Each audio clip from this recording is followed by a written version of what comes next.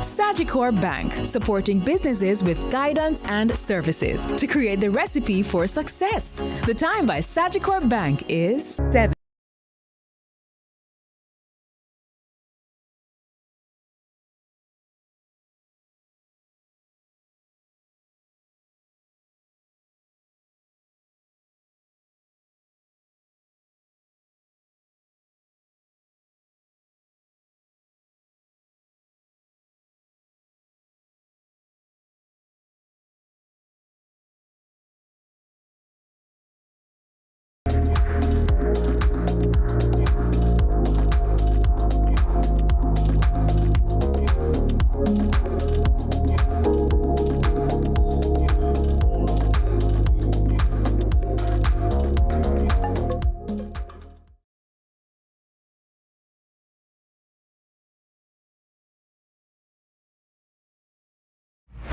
Me and the stylist no scam and not style me. From the market to the farm to the office, money talk is everywhere. But are you making sense or nonsense? The Bank of Jamaica brings you common sense with BOJ. Real stories, real laughs, and real lessons to help you protect, grow, and manage your money. Mattress savings. At least my mattress. No charge me to sleep on it. Partner plan. Remember last year we needed our payouts early? But Miss Pam gave it to her cousin first. Or a sketchy loan flyer.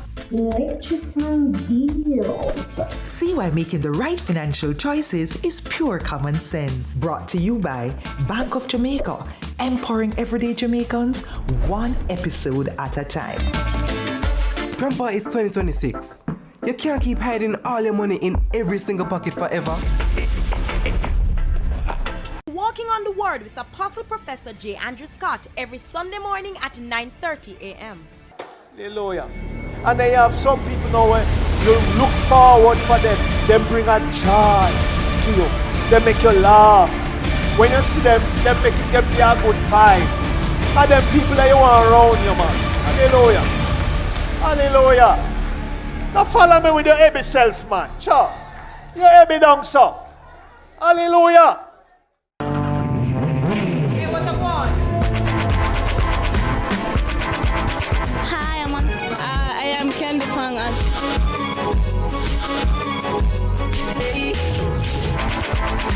Watagwan. Watagwan. Watagwan. Watagwan. Watagwan. Mondays, Wednesdays, and Fridays at 8 a.m., 1:30 p.m., and 10 p.m. on CVM TV. Watagwan for Watagwan.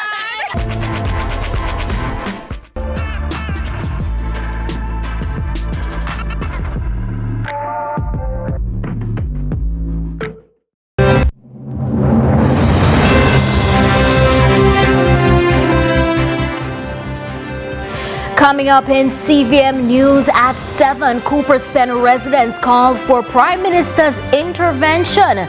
CPFSA seeks help in quickly identifying persons in viral abuse video.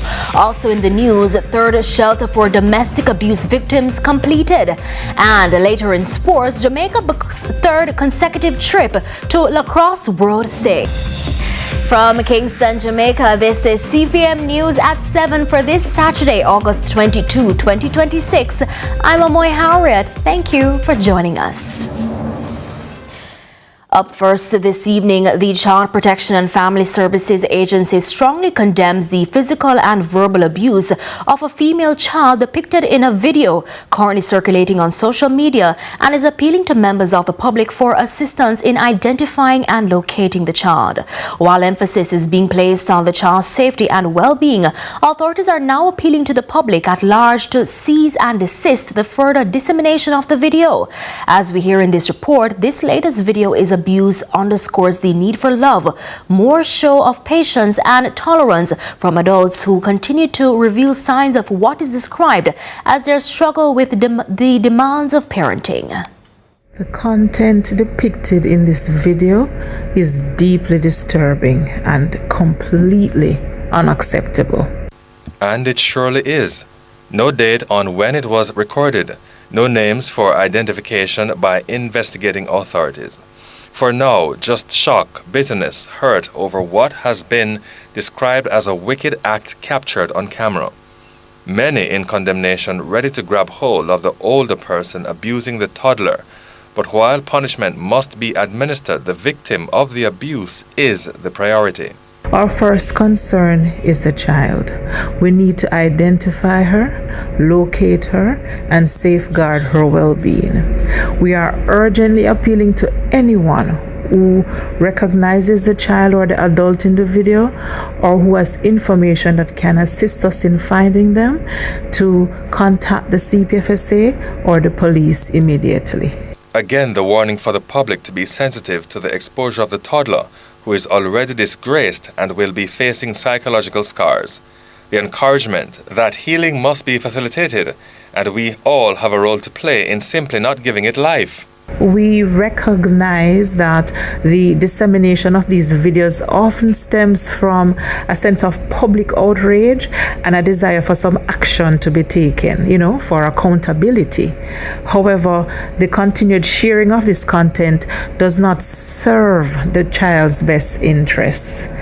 Each iteration of distribution exacerbates the minor's exposure and may inflict lasting psychological harm. We strongly urge the public to refrain from circulating the video and instead use this information to make a formal report. But what could have led to the assault on the innocent child? A number of aggressive hard slaps to the face of the toddler told a story of annoyance, frustration, and outright abuse of the vulnerable. Where is the love, you could ask? Guardians told to talk when facing issues where their patience is being tested and to demonstrate restraint. The appeal is to model the respect and self-control you wish your child to emulate eventually. The reminder from the Child Protective and Family Services Agency that children require adults who will guide them with a show of consistency and care. Parenting presents inherent challenges, and there will inevitably be moments when a child tests your patience. However, there can never be a justification for violence. Positive discipline does not entail overlooking inappropriate behavior now, but rather it involves establishing clear boundaries to cultivate responsibility and self-control. Engage in open dialogue with your children. Clearly articulate expectations. Reinforce positive conduct and address inappropriate behavior through non-violent discipline that helps them to understand the impact of their actions so they can make better choices in the future. The CPFSA is working closely with the Cybercrimes Unit of the Jamaica Constabulary Force to assist in identifying both the child and the adult woman seen in the video. For CVM News, I'm Damon Phillips. The third government-run shelter for victims of domestic abuse has been completed. The Minister of Gender, Olivia Grange, toured the facility on Thursday. Minister Grange said the completion of this third shelter enables the government to provide much-needed services to vulnerable women across the entire island. This space, this third shelter, will provide more than just a safe space. It will also provide a space where they will transition from being in a safe space to being trained, given skills, and then transition out back into a normal life. The completion of this space advances the gender agenda. Because what we have been able to do now is to provide these spaces across the island.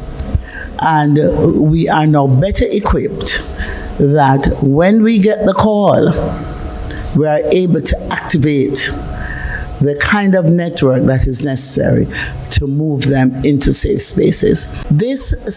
Meanwhile, Minister of National Security and Peace, Dr. Horace Chang, also toured the newly built facility, which should be made open to persons in need come September. Today, as chairman of the Citizens Business Group, which is the holistic government team that the government of Jamaica has put together, and the Prime Minister specifically to manage social intervention across the country. And this particular building is part of us. Target to build at least 3 shelters or 3 institutions for abused women. It has been a big part of our program to seek to impact in a positive way. The third shelter will enable the ministry to offer up to 70 safe spaces for women and their children. Have adequate space that we can facilitate a family, mother and children. We have in the past accommodated a mother and 6 children. And we have had the situations where a pregnant woman actually came into the shelter and had her baby in the shelter. Now, the minister encouraged women in abusive situations to call the domestic violence hotline for help at 876-553-0372. That's 876-553-0372. Now, medical equipment and supplies have been donated to the Percy Junior Hospital to the tune of $60 million to bolster these trained healthcare deliverables. Overseas partners Right Now for Jamaica team have filled some of the void, following through on a promise to help the underserved and under-resourced communities, which the health facility grapples to cater to. As we hear in this report from Damian Phillips, the care is stretching from far and wide to reach the less fortunate. Donations do go a far way, and we are told encouragement does sweeten labor. Some Jamaicans overseas in the field of medicine sought to give back financially to the Percy Junior Hospital, a facility with workers said to be doing a good job. These friends, some with Jamaican families, want to save more lives. In those containers are ventilators, life-saving equipment that is needed to transport a patient to Mandeville. In there are things that will make the patient's experience so much better.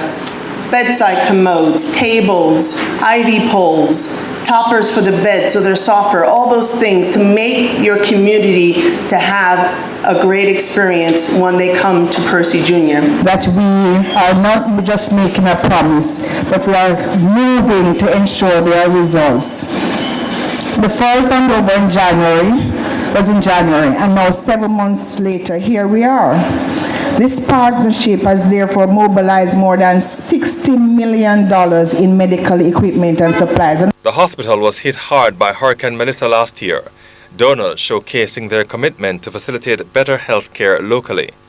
Overseas personnel anticipating an ongoing sustained relationship to elevate the level of care through their various missions to make sure the underserved and under-resourced can stay healthy. Percy Junior is not the only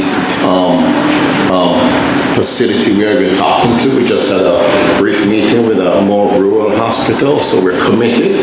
We're not here to drop off and leave. We're not one of those foreigners that drop stuff off because hurricane, pat yourself in the back and go somewhere. We are in it for the long haul. Thank you for everything that you're doing for the community, because that's what this is about. It's not what we're doing. We know that you're here every day, not just treating, but caring for your community.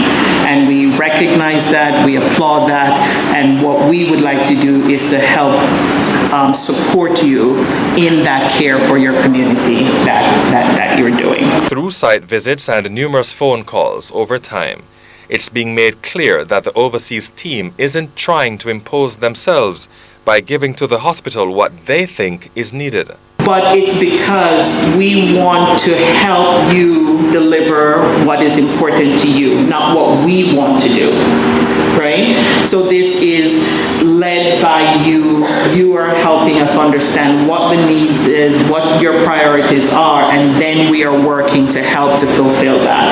And I think that's really important to understand. So we said we'd be back, we came back, and then we said we'd be back, and we are back. Today is not a conclusion. It is the evidence of the commitment that we made and that we've carried through and that we will continue to carry through. For CVM News, I'm Damon Phillips. Where is the recovery and who is recovering? Those are the questions being asked by opposition spokesperson on local government Natalie Nita-Garvey as she criticizing the government over what she describes as a slow pace of recovery after the passage of Hurricane Melissa some 10 months ago. Ms. Garvey was addressing a recent community consultation in Eastern Hanover, which was also attended by opposition leader Mark Golding and People's National Party chairman Dr. Angela Brownberg. Natasha Williams has the details. We can all agree this evening that this process of recovery is really very slow. And if you're in a hospital and it takes you 10 months and you're still not recovered yet, we do wonder if you're dying. The opposition spokesperson on local government says that the government's slow recovery efforts expose the country's lack of hurricane preparedness and raise questions about how hurricane funds are being spent. Where is the recovery? Who is recovering? And where is the recovery money going?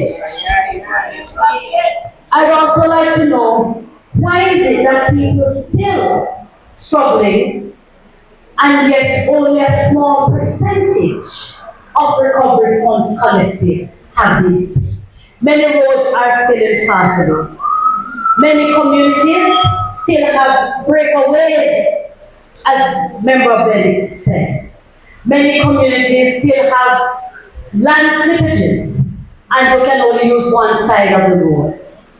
In this day and age, the National Works Agency for me in each parish is an agency which really has no place in governance.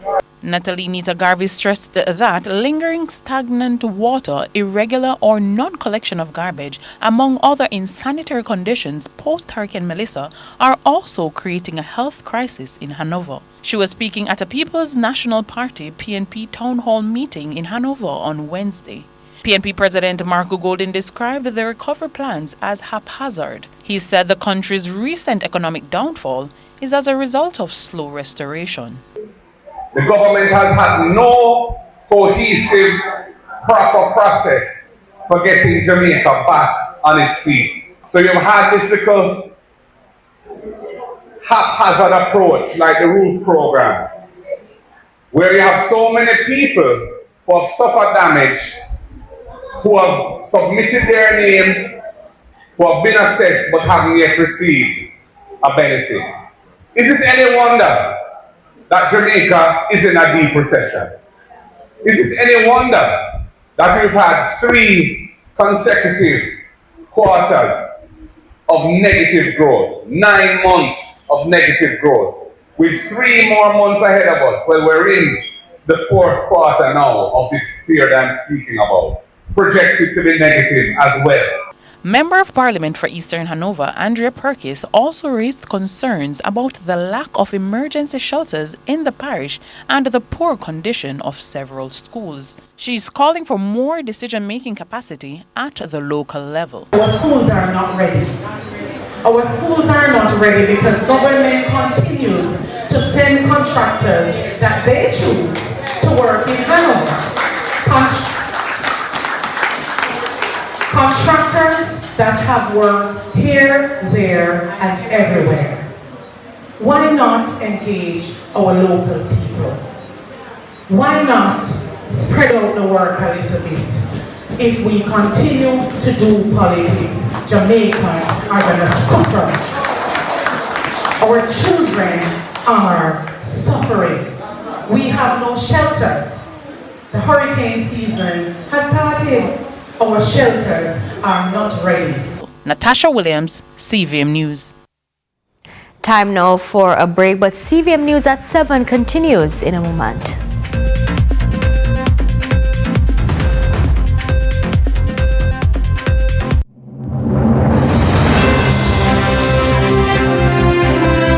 The journey begins with a single step, but the road ahead is is rarely straight. We've walked with Jamaicans home and abroad through struggles and aspirations. We've helped you find your way. No matter where you are, no matter what lies ahead, together we move forward always.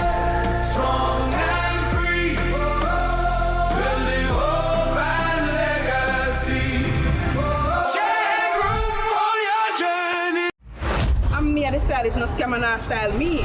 From the market to the farm to the office, money talk is everywhere. But are you making sense or nonsense? The Bank of Jamaica brings you common sense with BOJ. Real stories, real laughs, and real lessons to help you protect, grow, and manage your money. Mattress savings. At least my mattress, no charge me to sleep on it. Partner plan. Remember last year we needed our payouts early? But Miss Pam gave it to her cousin first. Or a sketchy loan flyer. Electrifying deals. See why making the right financial choices is pure common sense. Brought to you by Bank of Jamaica, empowering everyday Jamaicans one episode at a time. Grandpa, it's 2026. You can't keep hiding all your money in every single pocket forever. Are continuing the news. Residents of Cooper's Pen today took to the streets to demonstrate, demanding assistance from the Prime Minister as they stave off efforts to evict them from private lands. Keep us free from evil. We need it. End the brutality. We need help. No community, no hotel. Now, with a court order in place to have them removed and houses already demolished, residents have demanded, despite the situation, to be treated in a humane way and with dignity. I'm born and come and see my family here in Cooper's Pen. And the main reason for the demonstration today is because the people of Cooper's Pen were promised the first priority in the event that the land was going to be sold. So now that this is arising where they're trying to demolish houses and displacing lives of people who are pertinent to society, we need a solution, and that's the main reason for our protest today. I've been living in Cooper's Pen close to 40 years. And when I first arrived in Cooper's Pen, it was, as Miss Campbell prior to me mentioned, it was total wilderness. It seemed that if there was all hopelessness. Cooper's Pen people took this place and brought it to where it's at right now. Now what we need from the Prime Minister is to intervene, and we know he can. He's the chief public servant. He's our leader. We expect him to intervene in a manner wherein our rights, our basic human rights are respected and taken care of.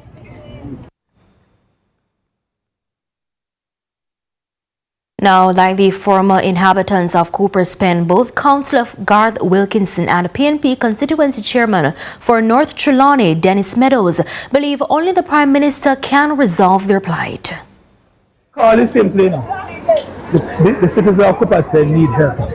This is a humanitarian crisis. We located the person from Dom to Up Egg.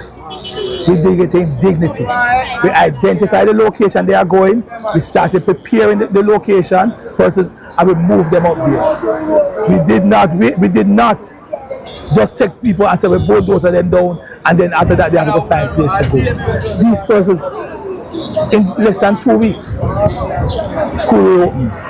I'm not condoning squatting, and the sad thing about it is everybody talk about these persons here that they were squatters. Most of them got permission to be on the land by the original director of the company, John Phelan. He was the one who placed them here. Over a week has elapsed, and the people are yet to know if they're coming or going. All they're getting is threats of demolition and threats to remove. They're saying to the Prime Minister, and the Prime Minister can't recuse himself from this, because every aspect of this issue falls squarely in the office of the Prime Minister, land and housing. All we're asking for you, Mr. Prime Minister, is come and sit with your people. Come and sit with them. They are prepared to listen to you. They are prepared to work with you. All they want is a solution. To other news now, the Airports Authority of Jamaica, AAJ, strongly refutes all assertions that the 300-meter westward extension of the Norman Manley International Airport runway is the cause of seawater ingress or increased water levels in Port Royal. The concerns were raised by Member of Parliament for East Kingston and Port Royal, Philip Polwell, who claimed that flooding has worsened since the expansion works began.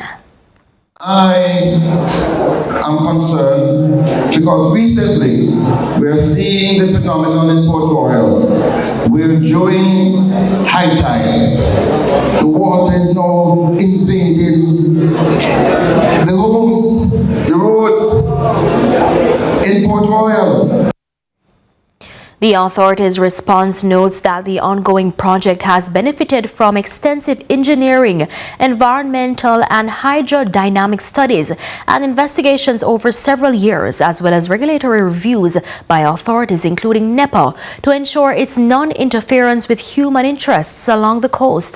The AAJ adds that the fill material being used for constructing the runway platform is being acquired through dredging of the seafloor within Kingston Harbour near the runway extension side, and as a result the net water level in Kingston Harbour, it says, is being reduced by the process instead of increasing it. All right, it's now time for regional and international news.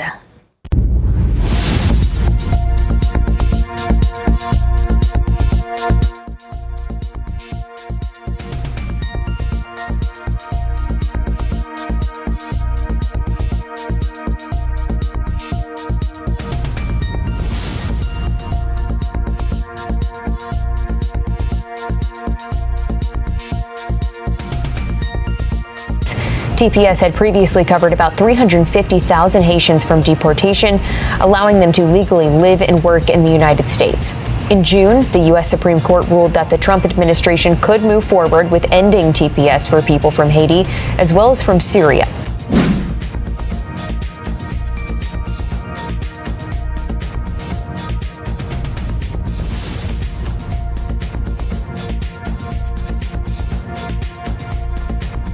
The man was later located at the CTEC facility on the Merce Bishop Highway. According to a public notice issued by CTEC, at approximately 10:50 a.m. Thursday morning, the man identified as Dwight Ross entered the compound through its back exit and was observed by a customer who alerted staff. CTEC says the Ministry of Health and the Royal Grenada Police Force were immediately contacted and the area was quarantined while safety protocols were activated. At approximately 11:30 a.m., Ross was removed from the compound through the joint efforts of health officials and the police. The company says the area where he was located was cordoned off and would be professionally disinfected by the CTEC staff and the Ministry of Health officials. The Royal Grenada Police Force has confirmed to GBN that the man was captured by law enforcement and is currently in custody. All right, and we do apologize for the absence of the audio there in that report. But it is now time for a break. Stay with us. Sports is on the other side.